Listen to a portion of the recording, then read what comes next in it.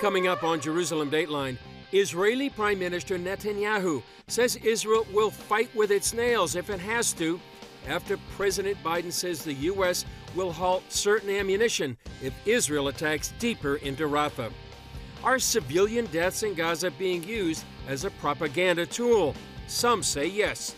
And suing advocacy groups that instigated protests on U.S. university campuses to use as a second battlefront by Hamas.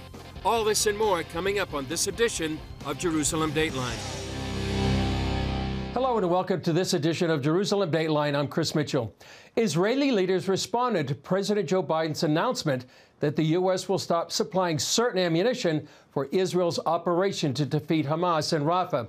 It represents a watershed moment in Israel's history. Israeli Prime Minister Benjamin Netanyahu had already promised earlier this week that if Israel had to go it alone in its war against Hamas, they would go it alone. After President Joe Biden said he would withhold key weapons if Israel launched a major operation in Rafah, Netanyahu repeated his pledge on the eve of the nation's Independence Day.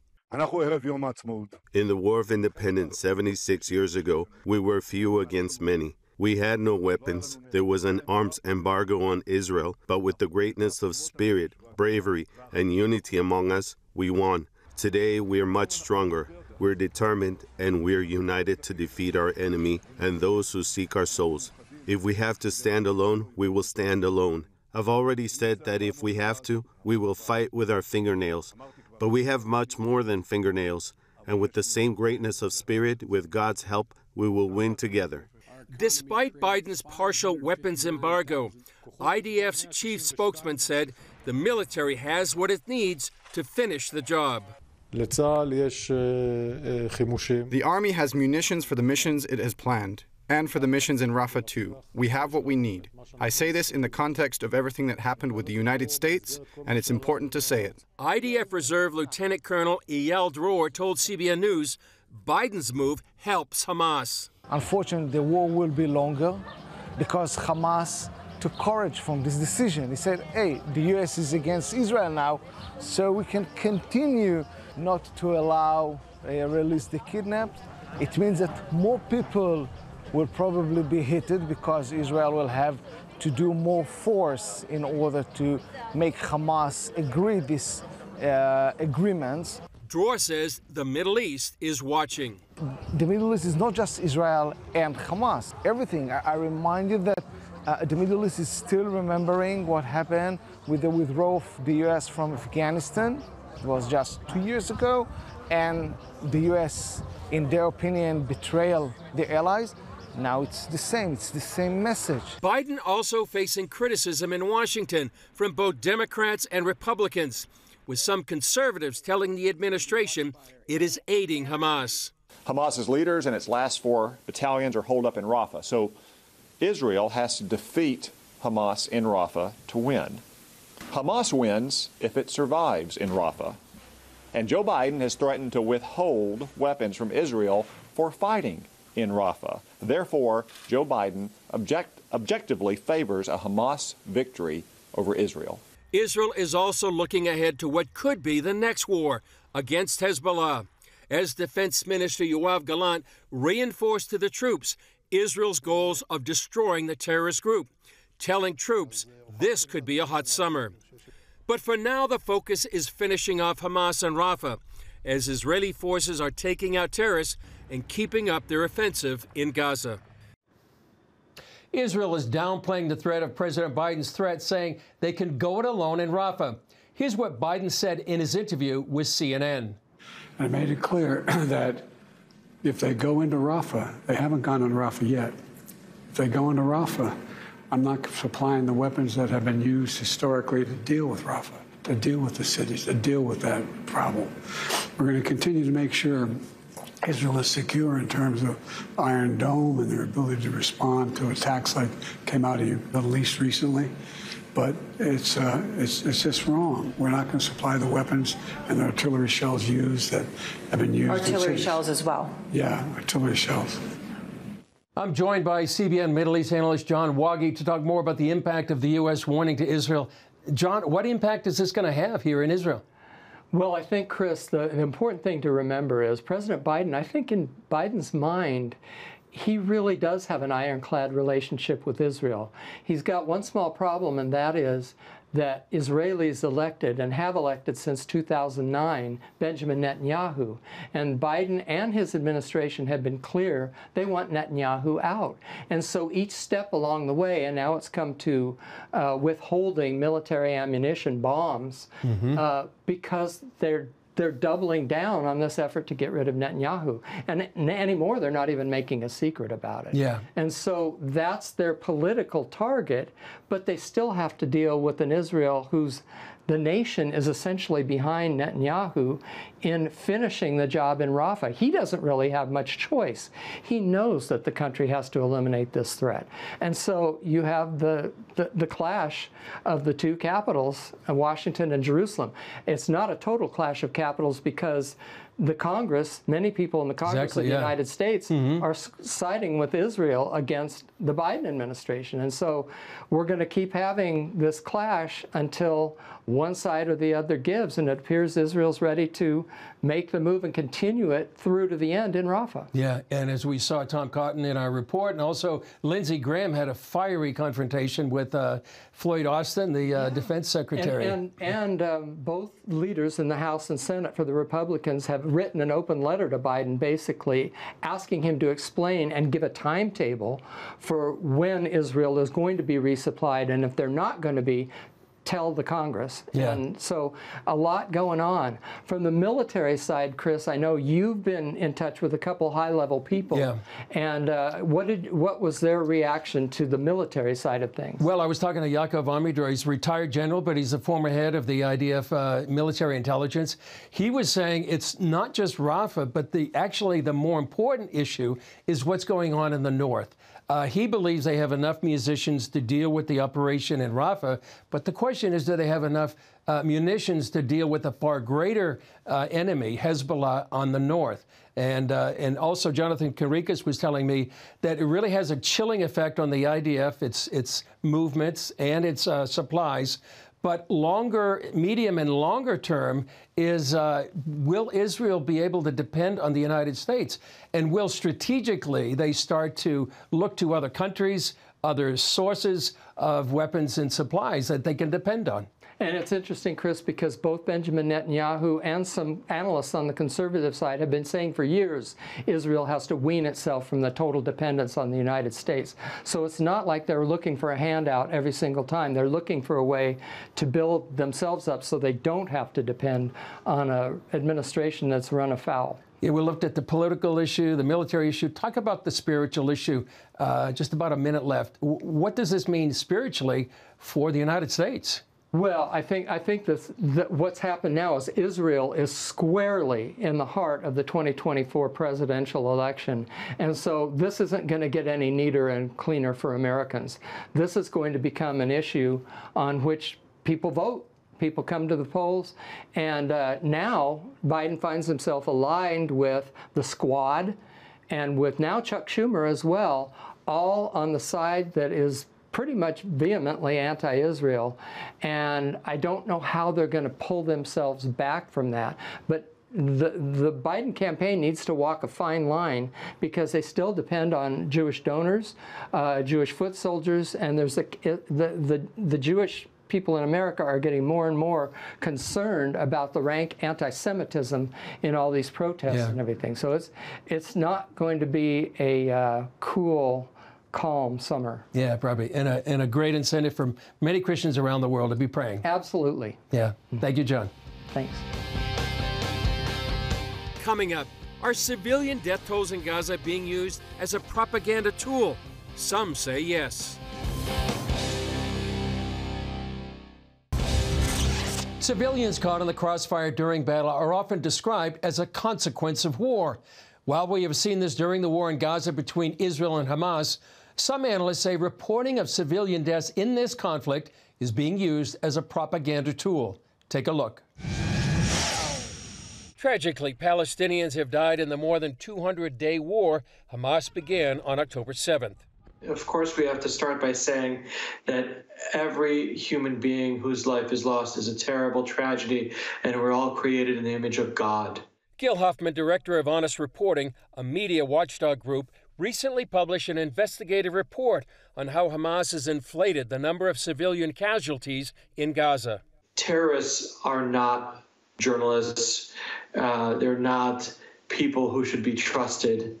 And their numbers that they're putting out are part of their propaganda game to try to win the world's sympathy, and it's unfortunately working. The Gaza Health Ministry, overseen by Hamas, publishes those numbers. Currently, its death toll reporting stands at more than 34,000. Huffman says those numbers have been parroted throughout the war by world leaders, including President Biden and global media like the Associated Press. You know, the world media, they try to be balanced. So Israel says this. Israel says that based on the studies taken by the world's top experts on urban warfare, Israel set a gold standard in preventing the loss of civilian life. So they put out our side. And then the other side, they put out, well, Hamas says that Israel is committing genocide. It doesn't work that way. You don't trust a democratic government that's the top ally of the United States the same way you trust a terror organization. Professor of Statistics Abraham Weiner from the Wharton School at the University of Pennsylvania wrote how the Gaza Ministry of Health fakes casualty numbers. The data scientist studied Hamas statistics from the war's beginning using a graph and concluded, here's the problem with this data: the numbers are not real. That much is obvious to anyone who understands how naturally occurring numbers work. The casualties are not overwhelmingly women and children, and the majority may be Hamas fighters. This data also does not include the estimated 13,000 Hamas fighters killed in combat or Palestinians killed by misfired rockets, estimated by some to be less than 1,000.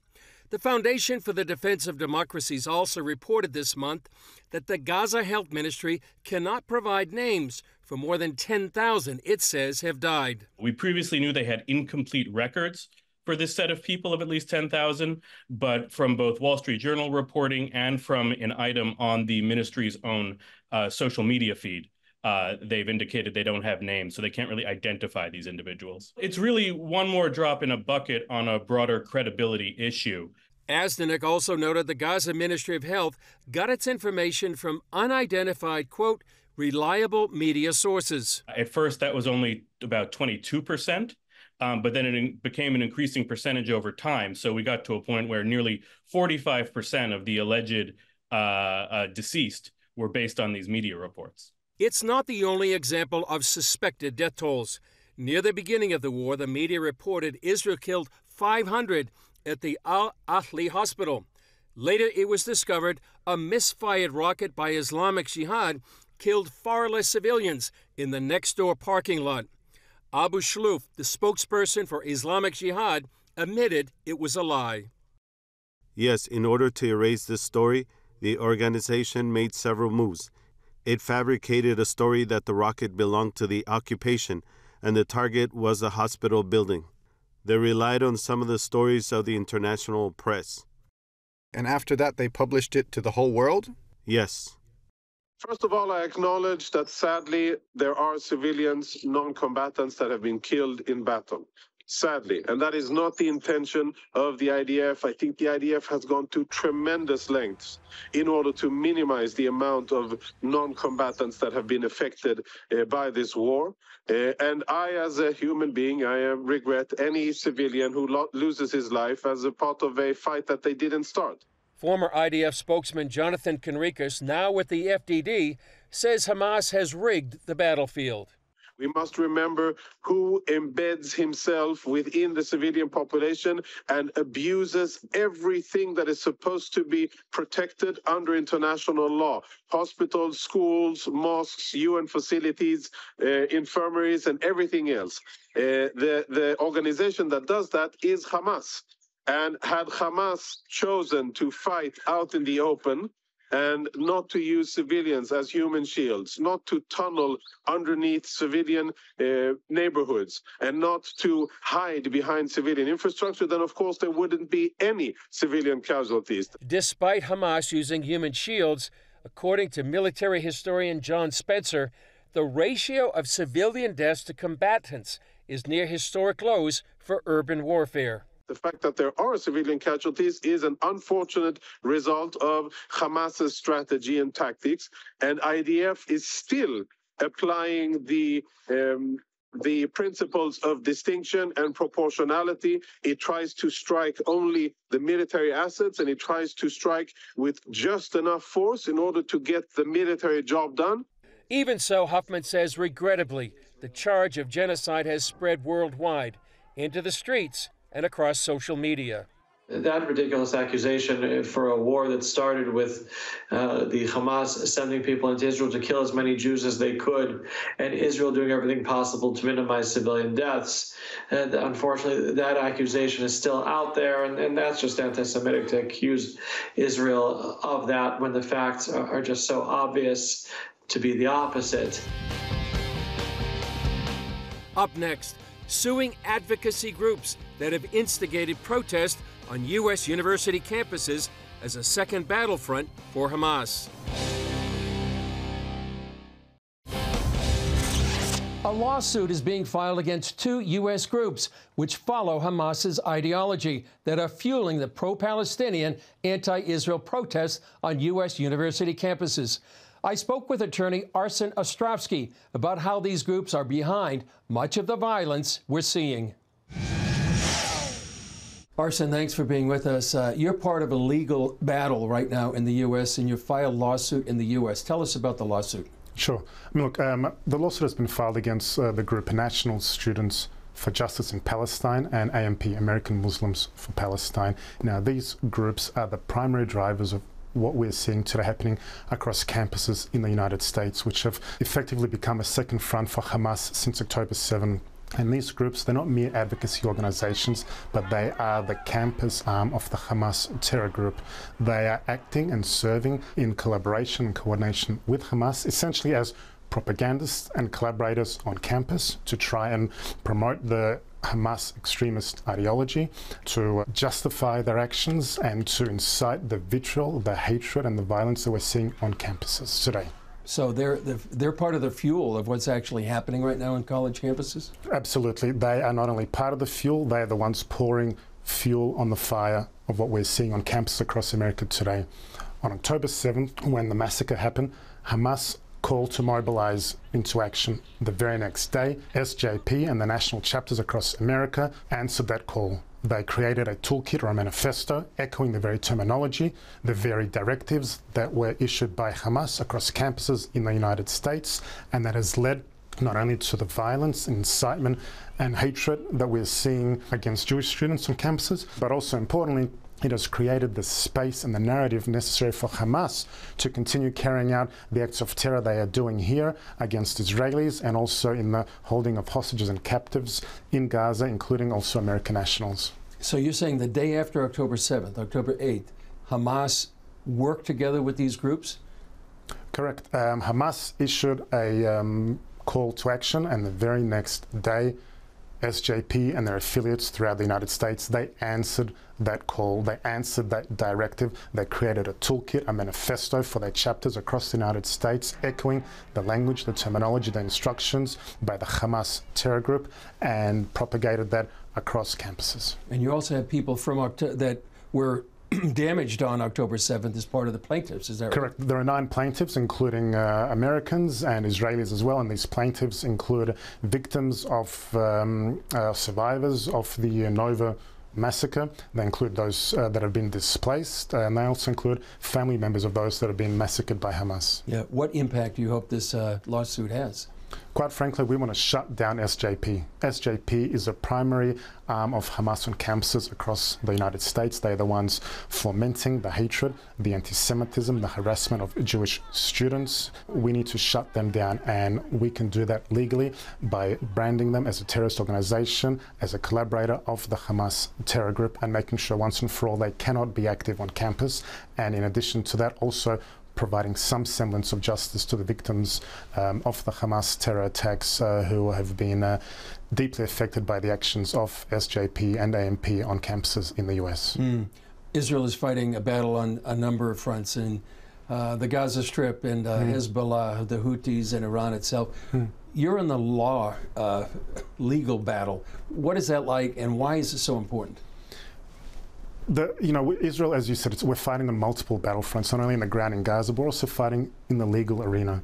And today what we're seeing is that the state of Israel is being demonized and vilified and delegitimized and painted as a pariah, where we're seeing the international law not only being misused, but being turned into an act of lawfare against us for the simple act of defending our citizens, trying to bring back our captives. We need to change this paradigm, and we need to hold not only the perpetrators, the Hamas, accountable, but all those that enable, support, aid, abet, and fund them. And that is how we're using the law to go after all those who are supporting Hamas. And we will hold them accountable, and we will do that through the courts. Yeah. Arsen Ostrowski, great to be with you.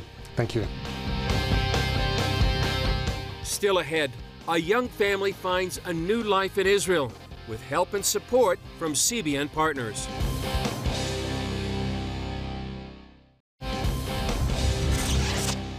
In chapter 19 of the book of Leviticus, it talks about caring for the stranger among us, even loving them like ourselves.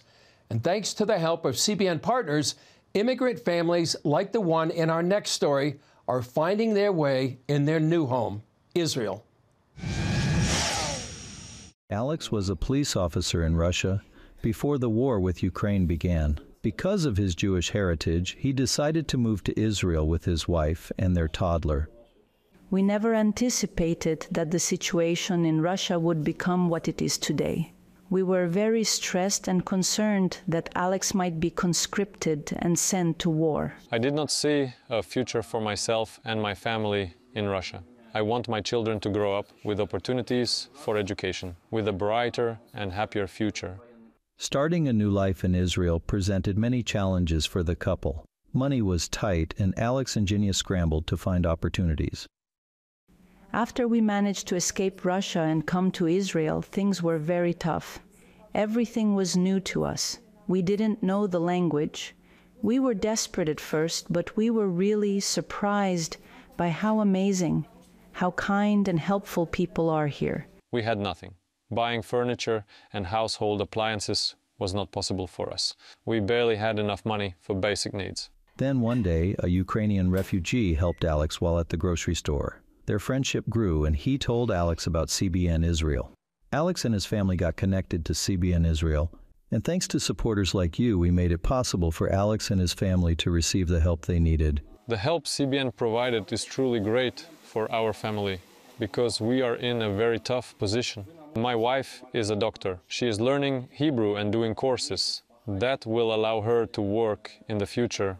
We couldn't afford to send our son to daycare, so I have to be with him while my wife is studying, and then I go to work in the evenings. Because of your kind support, CBN Israel helped Alex's family to get ahead. Now they feel like there's hope for the future. The fear is gone now that we know that we're not alone. We're very thankful. Your support is invaluable. Thank you so much. Your organization has been a great help. Thank you. Well, that's all for this edition of Jerusalem Dateline. Thanks for joining us. Remember, you can follow us on social media, and you can access CBN content through our CBN News and other CBN apps. And please continue to pray for Israel at this critical moment. And here are a few hostages to pray for by name: Omer Ventkert, Omer Nutra, Abraham Munda, Agam Berger, and Alexander Lobanov. I'm Chris Mitchell. We'll see you next time on Jerusalem Dateline.